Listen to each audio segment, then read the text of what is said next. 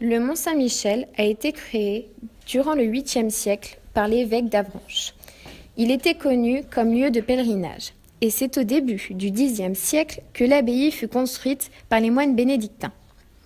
Au fil des années, une ville s'est bâtie autour de l'abbaye, créant des auberges et amenant en masse des pèlerins pour la grande majorité catholique, qui venaient pour le gîte et le couvert après avoir effectué le pèlerinage. Le village s'est ainsi développé, grandissant vers l'an 1000 grâce à la protection des abbés bénédictins. Cependant, l'économie du mont dépend depuis 12 siècles des nombreux pèlerinages. Il y en aura notamment jusqu'à la Révolution française. Au XIXe siècle, les auteurs et les peintres romantiques comme Maupassant venaient au mont pour son charme unique. À la fin du siècle, plusieurs hôtels sont établis au mont. Dans la deuxième moitié du XXe siècle, la mutation du site en un lieu de visite de rang mondial a fait de la petite commune normande l'une des premières destinations touristiques de France.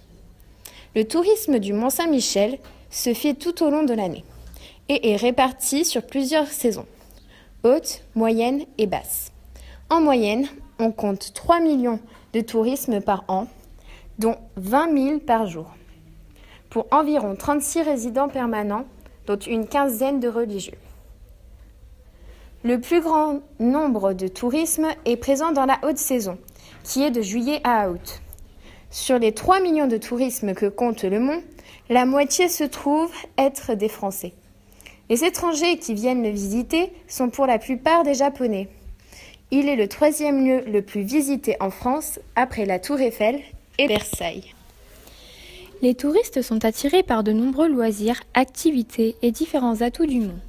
De plus, certains viennent pour effectuer des pèlerinages et au début des années 90, une association, les Chemins du Mont-Saint-Michel, est créée afin de retrouver et promouvoir les anciens chemins de pèlerinage menant au Mont-Saint-Michel. L'association propose une nouvelle approche du site, restituant pleinement au mont ses dimensions culturelles et spirituelles. L'abbaye est le point central de la visite du mont et un monument de renommée internationale qui offre une vue unique sur la baie. Une vingtaine de salles s'articulant autour du rocher et datant du XVIe siècle se visitent librement ou accompagnées d'un guide ou d'un conférencier du Centre des Monuments Nationaux. Au Moyen Âge, avec Rome et Compostelle, le mont était l'un des principaux pèlerinages. Si de nos jours ces rassemblements ont toujours lieu, de nombreux randonneurs de tout âge font la traversée de la baie sans aucune motivation mystique, si ce n'est la communion avec la nature.